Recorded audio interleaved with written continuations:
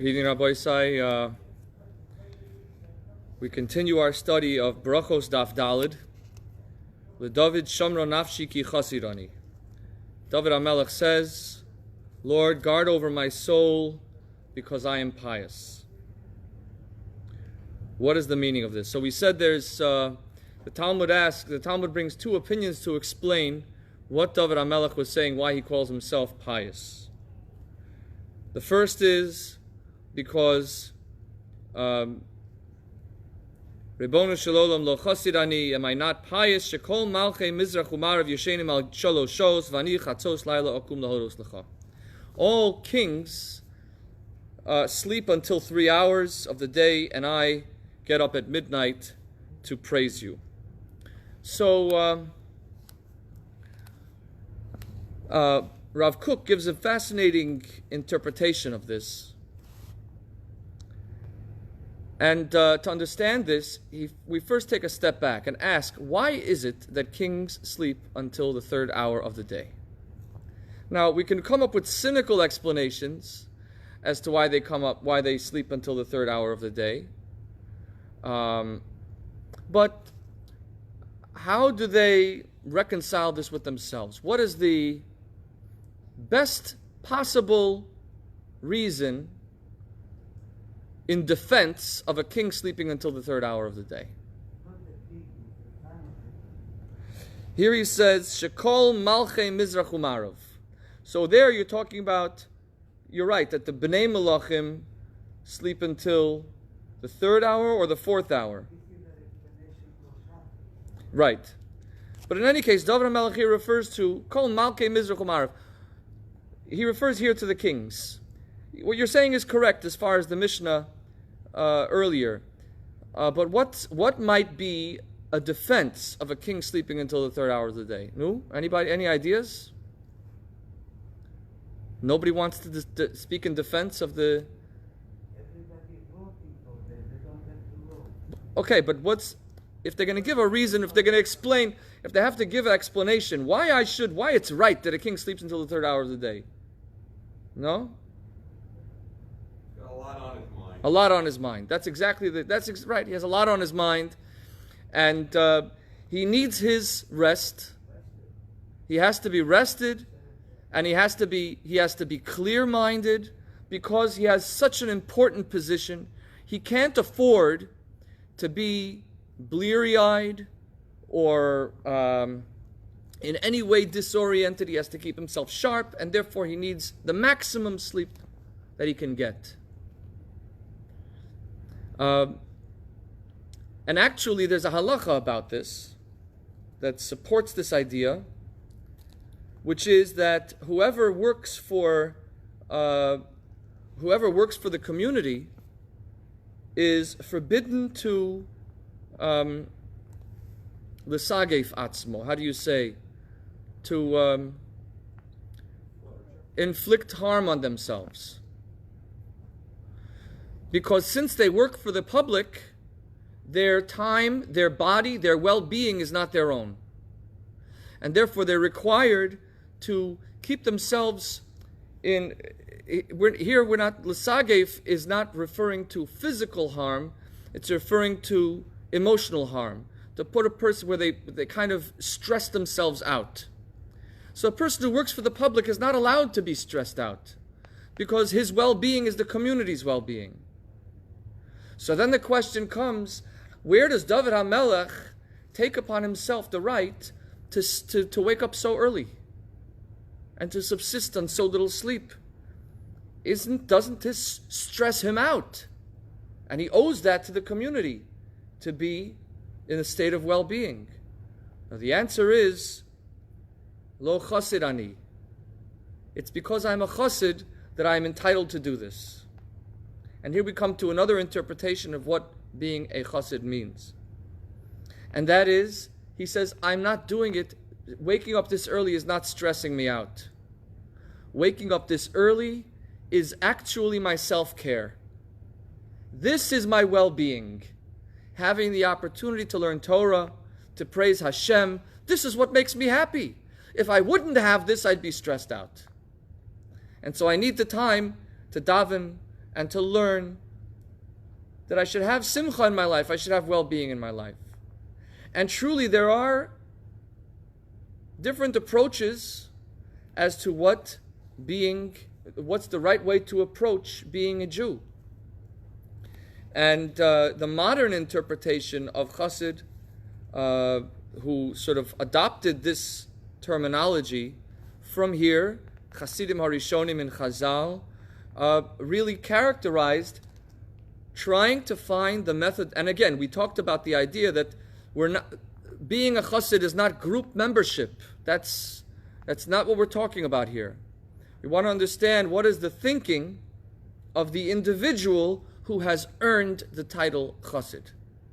And this could be somebody who wears a black hat, and it could be somebody who wears a knitted yarmulke, and it could maybe even be somebody who, by the classic sense, is not necessarily religious at no fault of their own. If they are, as we spoke yesterday, if they are going the extra mile, and they're pushing themselves beyond what's normally expected of them, then they're a Chassid. But the other element to this is that what modern Chassidus has tried to do is to try and find a methodology by which we could have enthusiasm and passion and joy in Torah and mitzvos, in the service of God. Now for some, they're lucky, and they naturally have it because they were raised that way. It's somehow something that they have in their psyche, that they just love Torah and mitzvos. They have a geschmack in it. Some people are enthusiastic about, let's say, the study of Torah because they enjoy the intellectual exercise. Others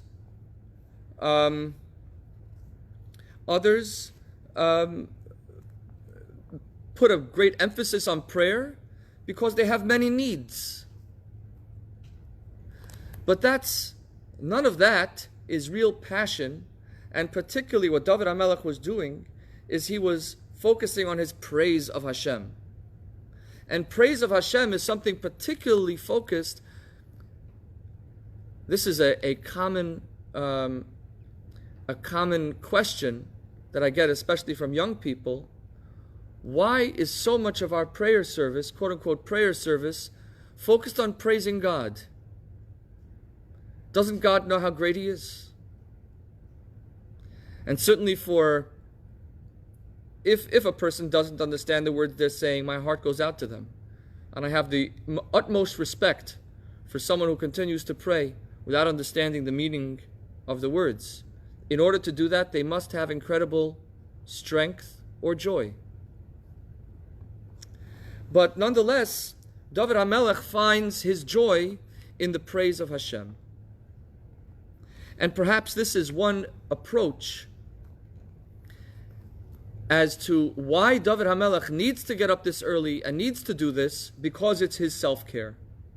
Because in order for him to be able to endure the daily struggles and stresses of public life, and certainly in David HaMelech's time, he suffered from all sides.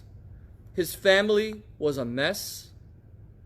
He struggled against enemies from outside of the nation, enemies within the nation, and of course, he had inner challenges that he faced. And so, how is he able to not only survive in that environment, but to thrive in that environment? It's only through Chassidus. And Chassidus, again, is not the wearing of a shtreimel or a black hat or long pious or a bekesha or anything like that. Chassidus is ultimately the study of the greatness of Hashem. And if a person spends time educating themselves in Jewish texts around the greatness of Hashem, and then spends time reflecting on that in their personal life, which of course is the process, the procedure of tefillah, of prayer, not of the prayer aspect of tefillah, but the praise aspect of tefillah, which makes up more than the majority of our daily prayers, is praise and not prayer. So if a person has reflected on the greatness of Hashem and then looks for that in nature and in history and in their personal life, they develop an enthusiasm and a passion for what they're doing. And of course, the next aspect of that is also that the other outcome of that is that the person, because they are reflecting on the greatness of Hashem in every aspect of life, they begin to see hashgacha pratis. They begin to see the divine hand, the hand of divine providence, and the individual guidance that Hashem has given them personally. And to have the experience that I am a child of Hashem, that as the Baal Shem Tov said, Hashem loves every Jew more than an only child born to parents in their old age. Infinitely more than that. So if you can imagine, the greatest love possible on earth is the love that elderly parents have to a child born to them, to an only child born to them. And he says much, much more and infinitely more than that is the love of Hashem for every Jew. And so, and then David HaMelech is also able to endure the challenges, again, that face him from within and the challenges that face him from without. And instead of being stressed by it, he feels a constant presence of Hashem in his life. And I think a fascinating example of this is the 23rd Psalm. David HaMelech says to Tehillim Chaf Gimel, the Lord is my shepherd, I shall not want. He makes me lie down in green pastures. He leads me beside still waters. He restores my soul for his name's sake. I fear no evil. You are my rod and my staff. You comfort me. Where was, you imagine him relaxed in green pastures with a bubbling stream next to him? No. He was hiding out in the desert of Judea, afraid for his life while his son is trying to kill him. And in that moment, he's able to say, God is my shepherd, I lack nothing. He makes me lie down in green pastures. He leads me beside still waters. Because he's spent time every day reflecting on the greatness of Hashem and the presence of Hashem in his life. And he doesn't just spend 5 minutes, rush through the davening. From midnight until sunrise, that's all he does. He meditates, and he davens, and he praises, he composes poetry, he learns Torah, all with this focus of praise of Hashem. And so, for David HaMelech, this Chassidus is not necessarily even piety, it's survival. And now we understand, he says, why it's right for him to engage in what might stress out someone else. It's because this is survival. On another note, there's a famous chakira, a famous question. A person asks, if I only have 1 hour a day to study, should I study halacha or should I study musar? This is the famous question. So what's the answer? Do you have a choice? Should you study halacha or should you study musar? The answer is, you should study musar, because after you learn musar, you'll realize that you have more than an hour a day to study. And so, what David HaMelech, I think, is saying in this context is a similar idea. If not for, and we could understand that there are two schools of musar thought. There's the disciplinary school of musar, and there is the philosophical and esoteric school of musar. And you can really go both ways, right? A person you can hold him to the wall and you can say, you could do better than this, drill sergeant style.